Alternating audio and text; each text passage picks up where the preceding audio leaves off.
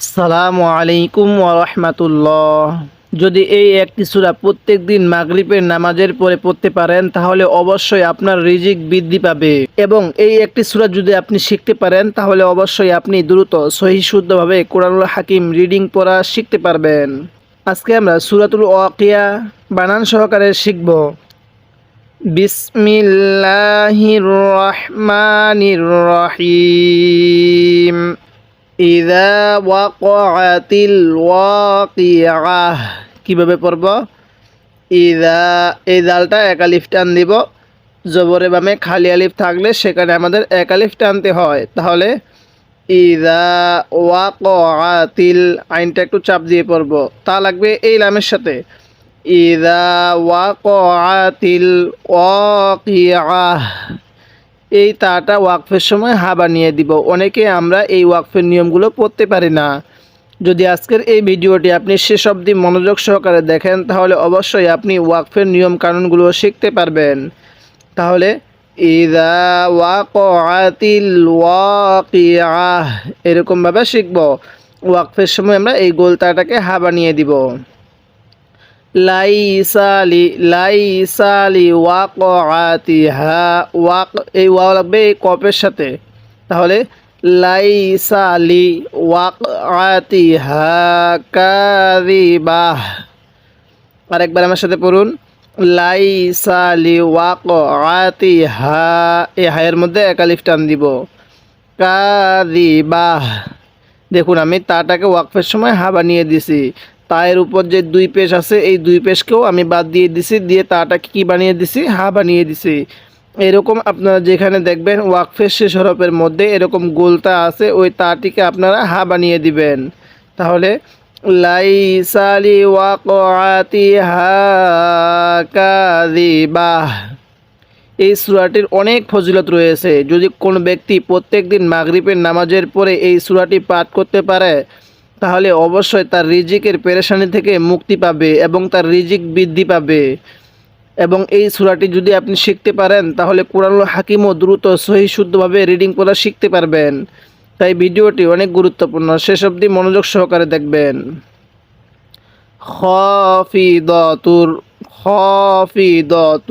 রাফিআহ। অনেকেই খ আলিফ জবর খা পড়ি না, এরকমভাবে পড়ব না। তাহলে খাফিদাতুর রাফিআহ কিভাবে পড়ব? খাফিদাতুর রাফিআহ এরকমভাবে শিখব। ইযা রুজ্জাতিল আরদু রাজ্জা। কিভাবে পড়ব? ইযা রুজ্জাতিল আরদু রাজ্জা, এই জিমের মধ্যে আমরা এক আলিফ টান দিব, কারণ দুই জবরের পরে খালি আলিফ থাকলে সেখানে আমাদের এক জবরকে বাদ দিয়ে আরেক জবরে এক আলিফ টানতে হয়। তাহলে ইযা রুজ্জাতিল আরদু রাজ্জা, জিমটা শক্ত করে আর এই দালটা নরম করে। ইযা রুজ্জাতিল আরদু রাজ্জা ওয়া বুসাতিল জিবালু বাসসা। কিভাবে পড়ব? ওয়া বুসাতিল জিবালু বাসসা এরকমভাবে শিখব। আরেকবার আমার সাথে পড়ুন, ওয়া বুসাতিল জিবালু বাসসা এরকমভাবে শিখব। যারা এই মুহূর্তে আমার এই ভিডিওটি দেখতেছেন তাদের কাছে আমি একটি রিকোয়েস্ট করব, আমার এই চ্যানেলটি সাবস্ক্রাইব করুন এবং ভিডিওতে একটি লাইক দিয়ে দেন যাতে করে এই ভিডিওটি আরও মানুষের কাছে পৌঁছে যায়। ফাকানাত হাবাআম মুনবাসা, এই হামজা লাগবে এই মিমের সাথে। আবার এই বায়ের মধ্যে কিন্তু চার আলিফ টান, কারণ মদের হরফের উপর এরকম মোটা চিহ্ন এরপরে যদি এরকম গোল হামজা থাকে সেখানে আমরা চার আলিফ টান দিব। তাহলে ফাকানাত হাবা এরকমভাবে টানটা দিব। এবার হামজাকে এই মিমের সাথে লাগিয়ে দিব। ফাকানাত হাবা আম, এবার মিমকে এই যে একটি ছোট্ট মিম দেখা যাচ্ছে এই মিমের সাথে লাগিয়ে দিব, এই নুন সাকিনের সাথে লাগাবো না। তাহলে হাবা মুনবাসা, তাহলে কিভাবে পড়ব? ফাকানাত ফাকানাত হাবাআম মুনবাসসা।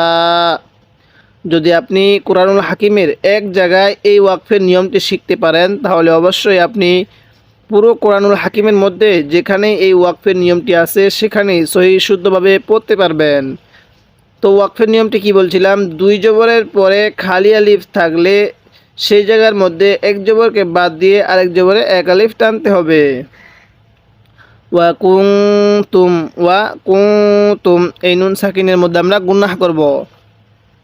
ওয়া কুনতুম আজওয়াজান সালাসা। কিভাবে পড়ব? ওয়া কুনতুম নুন সাকিনের পরে তাটি ইকফার হরফ, এই জন্য আমরা এখানে গুনাহ করব। তাহলে ওয়া কুনতুম আজওয়াজান সালাসা। আর একবার আমার সাথে পড়ুন, ওয়া কুনতুম আজওয়াজান সালাসা।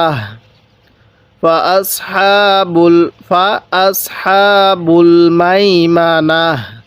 আমরা এখানে ওয়াকফ করব, যদি কেউ ওয়াকফ না করে তাহলে মিলিয়েও পড়তে পারবে। তাহলে ফাআসহাবুল মাইমানা। আরেকবার আমার সাথে পড়ুন, এই হায়ের মধ্যে এক আলিফ টান দিব। ফাআসহাবুল মাইমানা, এরকমভাবে শিখব।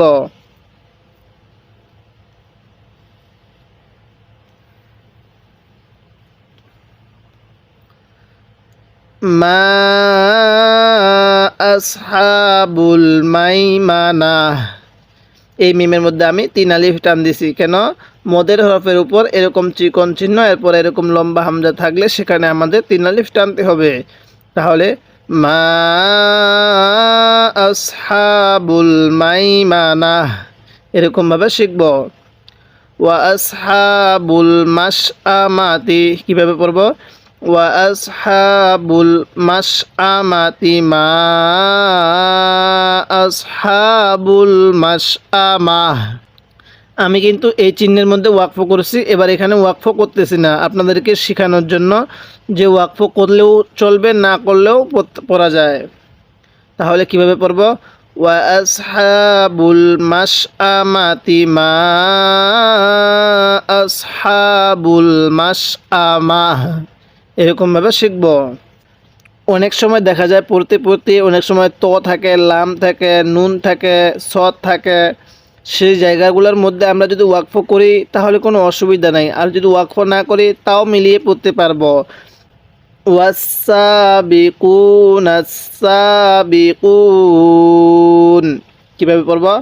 ওয়াসাবিকুনা, এই সিনের মধ্যে এক আলিফ টান দিব। ওয়াসাবিকুন।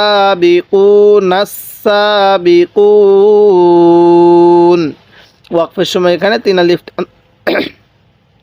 ওয়াকফের সময় আমরা এখানে 3 আলিফ টান দিব, কারণ মদের হরফের পরের হরফে ওয়াকফ হলে সেখানে আমরা 3 আলিফ টান দিব।